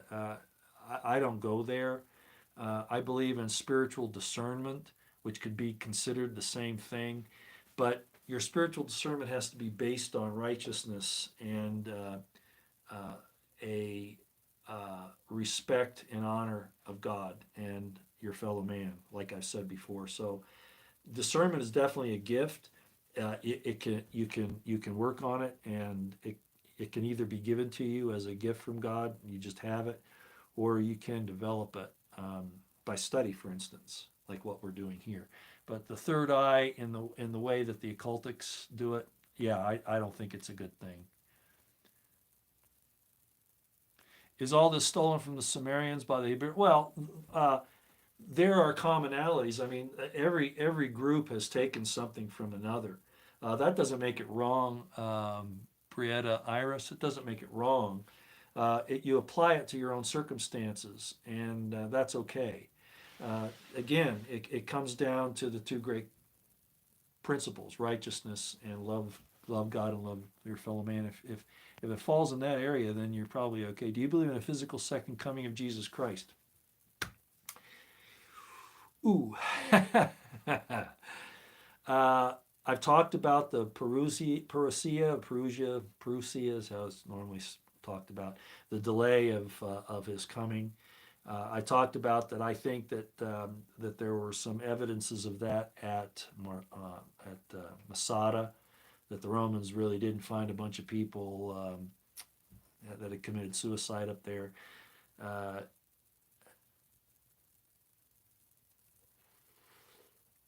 I'm not sure. Well, I don't look at it the way traditional Christianity does. That's for sure. Uh, there's there are some problems with it. One of which I've quoted several times before, when in the New Testament, I'm quoting the New Testament, even though I know there's some problems with it. But some of the things in there that I see were Jamesian. One of obviously were taught by Jesus and James. One was Jesus says, "Greater things will you do than I have done." So, and this will upset a lot of people because they'll say it's Gnosticism again when it really isn't. Uh, a lot of this is laying on us. A lot of this has to do with what Malachi 4 says about Shemesh and its healing in its wings. Uh, that your young men will prophesy and your old men shall dream dreams and your sons and daughters will prophesy and all of that. It really, a lot of it lays on us. So there's something that we're involved with here, okay? I do hope, I've told you about the Shroud of Turin. I think it's genuine. There are people who, of course, disagree on that, but I think it is genuine. I think that there was a resurrection. Uh, the question is how will this second coming occur, and what is Revelation's actually saying about it? Revelation saying about it, and um,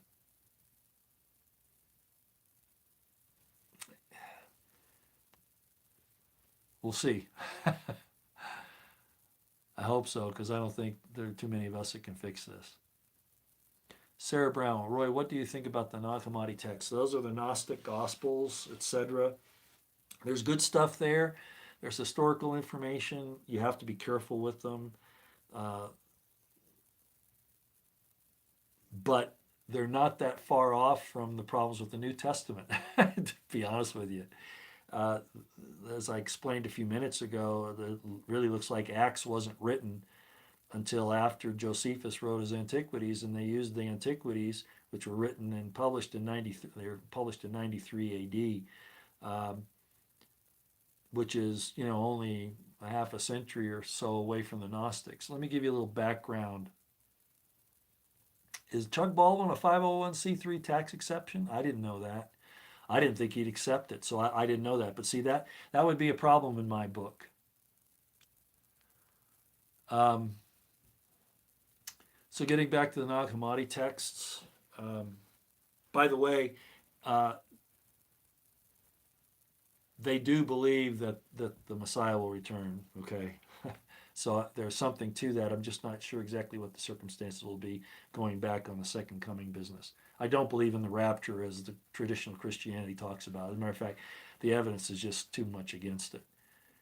But anyway, I think it has more to do with a change in your own heart than it does getting caught up in the clouds. That's all euphemistic idioms of the culture of the time, explaining that you'll see things, that you won't fall for deception, that your eyes will be open, that you'll be up in the clouds so you can see through them, see past them, see the truth.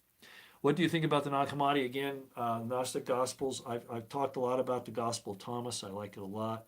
The Gospel of Mary Magdalene has, most of it's missing, but what's there is pretty interesting. You've got a lot of those. The Gnostics, let me give you some background as to what happened. Remember, they really thought that they were going to have this holy war in the first century and that they would win. That the holy host, the angelic holy host, would come and help them win this war. God would fight their battles and they would be victorious, and that government would then basically rule on the earth. None of that happened. So a lot of the Jews, the Jewish people, even the converts, lost hope. So what they did was is they had to explain why God's promise to them didn't occur, why this disaster occurred. Eisenman talks about it to some extent. I don't know exactly where, but I'll just give you my rundown on it since I don't know exactly where I put it. Um, so they couldn't believe that God lied to them, so it must have been some other guy, right, that fooled them. So they came up with the concept of, pardon me, that there's the head God, the supreme God, but then below him is this creator God they call the demiurge or Yaldabaoth, and that he was kind of born out of the from his mother, out of the ordinary means of things that God would approve, and he thinks he's the only God and he's the creator God, and that the supernal God, the supreme God above him that he doesn't know anything about, actually sent Jesus down to us. That's kind of the Gnostic concept to make up the reason why they got fooled. So that's the Gnostic idea. But there's a lot of good information in the Gnostic Gospels. But you have to understand, like Josephus, for instance, Origen, Pliny, Philo, um, uh, even Suetonius, to some extent, one of the Roman historians. You have to understand the entire period there to kind of figure out what in the Gnostic Gospels is really worthwhile. Not all of it is, but you can't just cast all of it off, just like with the New Testament, a lot of things that Paul does. Paul gives a lot of good historical information. It's that his take on the doctrine is the problem. Okay, so it's the same kind of thing with Gnosticism. The hypostasis or hypostasis, it depends. Some people say it either way: hypostasis or the hypostasis of the archons. That whole idea of the hierarchy of the archons and what's going on there, and that they're fooling us and all that. Um, Christianity would call those the demons. But a lot of those were put aside by the early church fathers because it actually, a lot of it came from the Qumranian concepts of some of the secret sayings, and they did believe that there were secret sayings, mysteries. Uh, uh, and I might hasten to add here that, well, maybe not here at this point in time. I'll save that for later. It's one of those things that just I don't want to get too far off here. Okay, hold on here. Blood. Yeah, blood atonement is not something Jesus or James would have taught. You're right, Roosevelt. At least in the sense of a universal atonement. Yeah, no, that they would not believe that because that would not abrogate a wicked person of their responsibility to do righteousness. Righteousness was the key. Once you obtained a certain level of right, and I know Christians will say, no, no man can please God. Well, yeah, of course, but there's still this level that you have to be able to attain on your own before uh, mercy sets in. Mercy can't rob justice.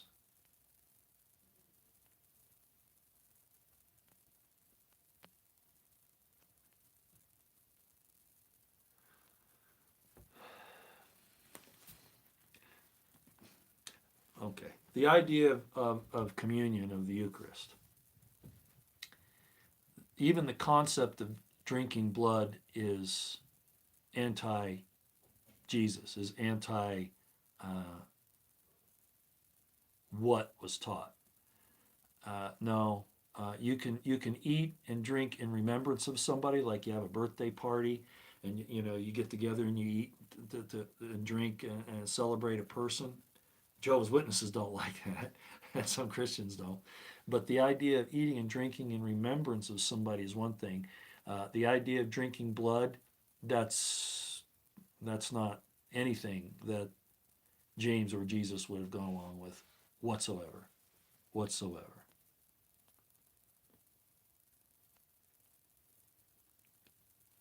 Are we in the tribulation? Wow. I've said that I think we are for a lot of reasons. Um, one of the things that's going on right now that I kind of mentioned on Twitter here a few days ago is the scorpion sting, okay, that's in Revelation, and that it would go on for 5 months and cause sores on men, et cetera, et cetera. Kind of there, maybe. But I also understand the circular thought of Middle Eastern thought, so these things can. And it looks like we're losing connection.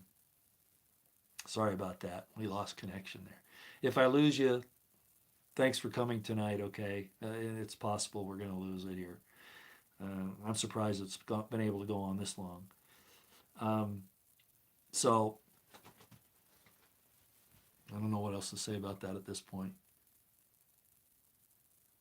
Okay, it's been 2 hours.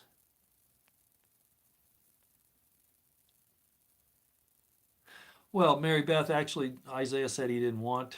He didn't really. He had enough of the blood of bullocks and lambs, etc. He wanted a change in the heart of the people, and that's really what it was all about anyway. Yeah, that's what it was all about anyway. But it didn't. It didn't actually negate some of the other things that had to be done as far as James and those folks were concerned about. You're welcome, Bobby Wells. Very welcome. Thank you for being here. The Gnostics are the only reason why the Torah laws of the Bible survived in the form of the common law tradition. Um, I wouldn't say that, Charles. If you mean modern day Gnostics, I don't know. But if you're talking about the non-commodity Gnostics, I think it'd be a little different there. We don't have time to get into that, though. It's been 2 hours. Wow, that was a long day. A long situation. I think it's one of the longer ones we've done. Covered a lot of information. Let me make some caveats again. No, I don't have a conduit to the truth. History is not an exact science, but neither is the New Testament, neither is the Old Testament.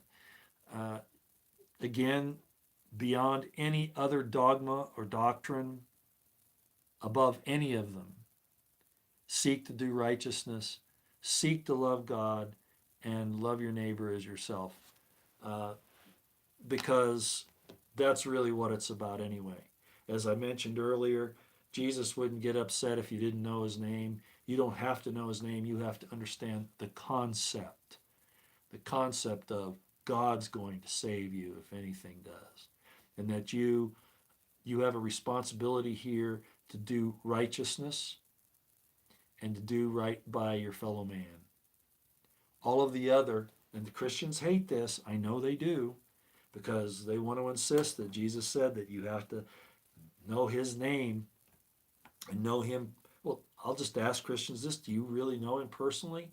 Do you really? Have you met him? Have you shaken his hand? You know? How do you know? It's not just a feeling in your heart, because you can be fooled by emotions. How many people think they've fallen in love when they really haven't? It's the emotion of the moment. They're together for a couple of years and then they realize, hey, I got to take or leave this person. So those emotions come and go. Righteousness is what counts. Doing the right thing, even if nobody else is willing to do it. That's how you're going to be looked at by God. And even there, it's not God that has to know. It's that you have to know where you belong, where your station really is. Again, the kingdom of heaven is within you. You're gonna rise to your level, and you're gonna know. You're gonna judge yourself. You're gonna know that where you end up is what you earn. God doesn't have to figure that out. You do. Okay. That way you can't blame God, because you know your his story, your own. So again, I don't know all the answers, but I do know that it's not as it's been presented to us over the last 2,000 years. We had a Roman Empire that took over Christianity. Martin Luther tried to pull away, but then he had some problems too. For instance, he didn't like the book of James. Pretty good obvious example that he was actually very much into the Pauline Christology, which was actually Roman Empire, mystery religion, Greco-Roman. So Martin Luther didn't even have it right, but his intents were good. Um, So I guess that's where I'll leave it for tonight. Thanks everybody for coming. Hopefully that was worthwhile. Uh, like I say, when I'm running around like this, I don't always have everything as prepared as I'd like. But thanks for being here. Roosevelt, thanks for your help. Liza Jean, thanks for yours. Mrs. Cat, thanks for yours. I suspect Monograph is going to be on any minute now if he's not already on. He has some really important evidence to show, and I'm certain he's going to do it. So to show you that we have criminals running the governments of these countries. And unfortunately, it's even people that you wouldn't otherwise think. Okay. All right, everybody, out here for now. We'll see you later.